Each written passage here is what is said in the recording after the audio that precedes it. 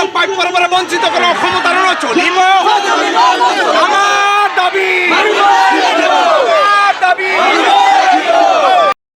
আজি চচলত প্ৰতিবাদ সাব্যস্ত কৰিছে বিভিন্ন দল সংগঠনৰ লগতে কিন্তু আজি দেখিবলৈ পোৱা গৈছে যে বিকলাংগ লোকসকলেও আজি প্ৰতিবাদ সাব্যস্ত কৰিছে যিহেতু শ বিকলাংগ লোকসকলে আজি প্ৰতিবাদস্থলীত উত্তাল কৰি থকা পৰিলক্ষিত হৈছে যিহেতু তেওঁলোকৰ 23 দফীয়া দাবী সেই 23 দফীয়া দাবীৰে আজি তেওঁলোকে প্ৰতিবাদস্থলীত ধৰ্ণা কাৰ্যসূচীত এক ধৰণৰ কাৰ্যসূচী ৰূপায়িত কৰিছে যিহেতু এনেধৰণৰ দেখিবলৈ পোৱা গৈছে সদৌ অসম বিকলাংগ সন্থাৰ দীৰ্ঘদিনীয়া 23 দফীয়া দাবী পূৰণ নকৰাৰ প্ৰতিবাদত গণ ধৰ্ণা কাৰ্যসূচী তেওঁলোকে আজি ৰূপায়িত কৰিছে যিহেতু এওঁলোকক প্ৰতিটো সময়তে কিন্তু প্ৰতাৰণা কৰাৰ এক দেখিবলৈ পোৱা যায় সেইবাবে আজি তেওঁলোকে যিহেতু তেওঁলোকৰ এই 23 দফীয়া যি দাবী আছে সেই দাবীসমূহ তেওঁলোকে পূৰণৰ অৰ্থে আজি ইয়াতে প্ৰতিবাদ সাব্যস্ত কৰিবলগীয়া হৈছে যিখন অসমৰ প্ৰতিখন জিলাতে বিকলাংগসকলৰ বাবে বহুমুখী প্ৰশিক্ষণ খোলাৰ ব্যৱস্থা কৰিব লাগে লগতে বিকলাংগসকলৰ বাবে গাঁও পঞ্চায়তসমূহত অতি কমেও 4% আসন সংৰক্ষণৰ ব্যৱস্থা কৰিব লাগে লগতে সুলভ মূল্যৰ দোকানত অনুজ্ঞাপত্ৰত 5% সংৰক্ষণ ভিত্তিত 1981 চনৰ পৰা খালী হৈ থকা সুলভ মূল্যৰ দোকানৰ অনুজ্ঞাপত্ৰ অতি শীঘ্ৰে ব্যৱস্থা কৰি দিব লাগে সেইবাবে আজি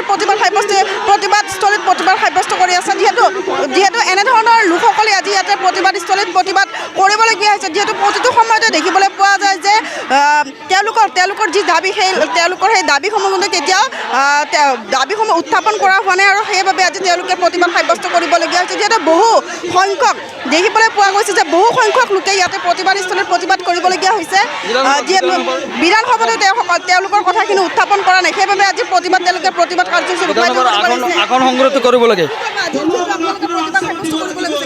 আমি ইয়াতে প্ৰতিবাদ সাব্যস্ত কৰিছোঁ আমাৰ মূল দাবী 23খন দাবী আছে 23 দাবী আমি পালন আমাক যেতিয়ালৈকে চৰকাৰে মানি নলয় তেতিয়ালৈকে আমি প্ৰতিবাদ ইয়াতকৈ ভয়ানক প্ৰতিবাদ আমি আৰম্ভ কৰিম আমাৰ বিধানসভাৰ মজিয়াত বিভিন্ন বিধায়কসকলে নিজৰ সমষ্টিৰ মানে অভাৱ অভিযোগৰ কথাবিলাক কৈ থাকে কিন্তু আমাৰ দাবী আমাৰ যিবিলাক মানে বিকলাংগসকলৰ সমস্যা আছে এই সমস্যাবিলাক তেওঁলোকে উত্থাপন নকৰে যাৰ কাৰণে আমি বিধানসভাত আমাৰ 4% হিচাপে আমি যিখন আসন পাওঁ আমাৰ আসন সংৰক্ষিত কৰিব লাগে আমি এনেকুৱাকৈ আজি যিখন কাৰ্যসূচী হাতত লৈছোঁ আৰু যাতে পৰৱৰ্তী আমি কাৰ্যসূচী হাতত ল'ব নালাগে তাৰ কাৰণে আমি অসমৰ মাননীয় মুখ্যমন্ত্ৰী মহোদয়ৰ ওচৰত অনুৰোধ জনাইছোঁ ধন্যবাদ যিটো এনেধৰণৰ দেখিবলৈ পাইছে তেওঁলোকে ক্ষোভ উজাৰিছে যে তেওঁলোকৰ যিসমূহ দাবী সেইসমূহ দাবী তেওঁলোকে পূৰণ কৰিব পৰা নাই সেইবাবে আজি আমি সদৌ অসম বিকলাংগ সন্থা 1987 চনৰ পৰাই বিকলাংগসকলৰ বিভিন্ন দাবী লৈ কিনে আমি চৰকাৰৰ ওচৰত নিবেদন কৰি আহিছোঁ তাৰ উপৰিও বিকলাংগসকলৰ কাৰণে যিখিনি আমাৰ সুবিধাৰ পৰা বঞ্চিত হৈছোঁ এখন চৰকাৰক আমি লিখিতভাৱে আমি দিছোঁ চৰকাৰৰ লগত লিখিতভাৱে প্ৰতিশ্ৰুতি হৈছে গণতান্ত্ৰিকভাৱে গণধৰ্ণা পথ অৱৰোধ ইত্যাদি কাৰ্যসূচী আমি পালন কৰিছোঁ কিন্তু আজি পৰ্যন্ত অসমৰ বিকলাংগসকল 80% প্ৰাপ্যৰ পৰা বঞ্চিত বিকলাংগসকল মানুহ হয়তো আমাৰ কোনোবাৰ হাত নাই কোনোবাৰ ভৰি নাই কোনোবাৰ চকু নাই কোনোবাৰ মাত নাই আমিও জীয়াই থাকিব বিচাৰোঁ আমাৰ প্ৰাপ্যখিনিকো আমাক দিব লাগে কিন্তু আমাক কিয় এনেকুৱা হাৰাশাস্তি কৰিছে বিকলাংগ কিয় এনেকুৱা সুবিধা নিদিয়ে মাননীয় মুখ্যমন্ত্ৰী মহোদয়ক যদি কোনো বিকলাংগ সংগঠনে লগ কৰিব বিচাৰে মুখ্যমন্ত্ৰী মহোদয় সংগঠন হিচাপত লগ নকৰে বিকলাংগসকলৰ কথা শুনিব লাগিব হয় আপুনি বিচাৰিছে যে অসমৰ ৰাজ্যখন 5খন ভাৰতবৰ্ষৰ ৰাজ্যৰ লগত আপুনি লৈ যাব আগুৱাই লৈ যাব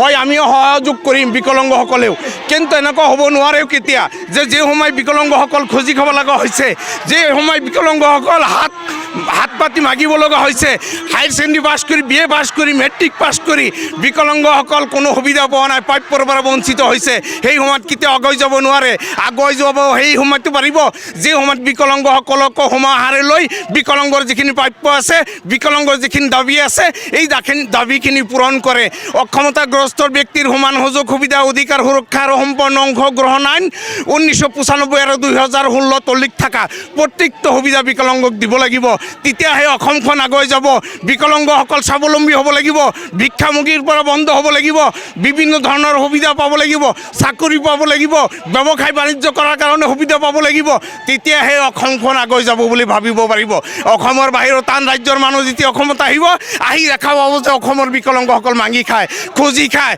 তেতিয়া যাই কিনি কওঁ যে অসম চৰকাৰে বাৰম্বাৰ মুখ্যমন্ত্ৰী হেমন্ত বিশ্ব শৰ্মা ডাঙৰীয়ে কৈছে যে ভাৰতবৰ্ষৰ 5খন ৰাজ্যৰ ভিতৰত এখন ৰাজ্য আমি লৈ যাম সেই সময়ত দেখা যায় যে বিকলাংগসকল খুজি খাইছে। এইটো দুৰ্নাম হ'ব। এই দুৰ্নামৰ পৰা যদি হাত সাৰিব বিচাৰে অসমৰ বিকলাংগৰ যিখিনি আইনগতভাৱে সুবিধা আছে প্ৰাপ্য আছে এই প্ৰাপ্য দিব লাগে। এইখিনি আমাৰ ক'বলগীয়া।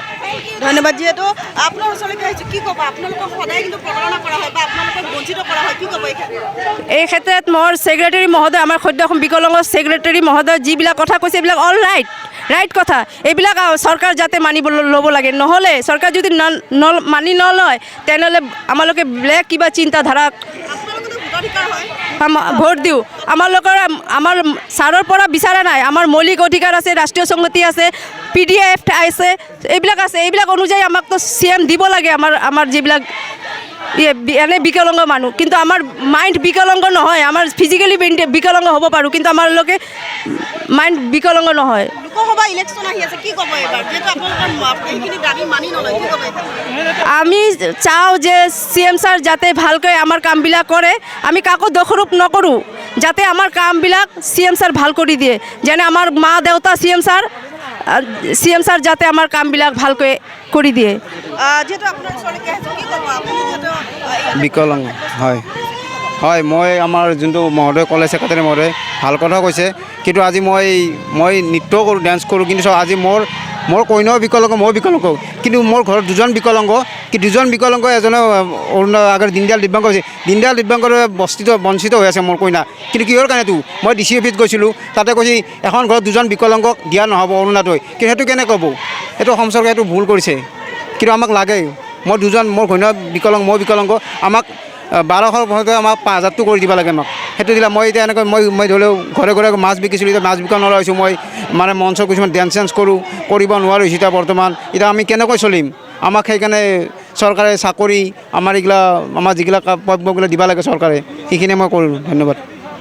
যিহেতু এনেধৰণৰ দেখিবলৈ পোৱা গৈছে তেওঁলোকৰ যি 23 দফীয়া দাবী আছে, সেই 23 দফীয়া দাবীসমূহ তেওঁলোকে অতি সোনকালে অসম চৰকাৰে সম্পূৰ্ণ কৰি দিব লাগে। কাৰণ আচলতে দেখিবলৈ পোৱা যায় যে এই যি বিকলাংগ লোকসকল আছে, সেই বিকলাংগ লোকসকলক প্ৰতিটো সময়তে প্ৰতাৰণা কৰা হয় বা তেওঁলোকক সেই মৰ্যাদাটো দিয়া নহয়। সেই সময়তে কিন্তু তেওঁলোকে ইয়াতে প্ৰতিবাদ সাব্যস্ত কৰিবলগীয়া হৈছে। আৰু তেওঁলোকৰ যিসমূহ দাবী, সেইসমূহ দাবী অতি সোনকালে অসম চৰকাৰে এই যি তেওঁলোকে প্ৰতিবাদ কৰিছে সেইসমূহ দাবী তেওঁলোকে অতি সোনকালে তেওঁলোকৰ দাবীসমূহ মানি ল'ব লাগে। অন্যথা কিন্তু তেওঁলোকে যিহেতু লোকসভা ইলেকশ্যন আহি আছে আৰু লোকসভা নিৰ্বাচনৰ সময়ত কিন্তু তেওঁলোকে কৈছে যে লোকসভা নিৰ্বাচনৰ আগতীয়াকৈ তেওঁলোকৰ সেই যি দাবী আছে সেইসমূহ দাবী অতি সোনকালে পূৰণ কৰি দিব লাগে।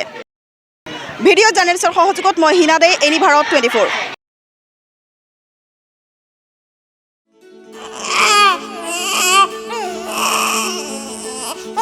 অভিনন্দন, আপোনাৰ এজনী ছোৱালী জন্ম হৈছে।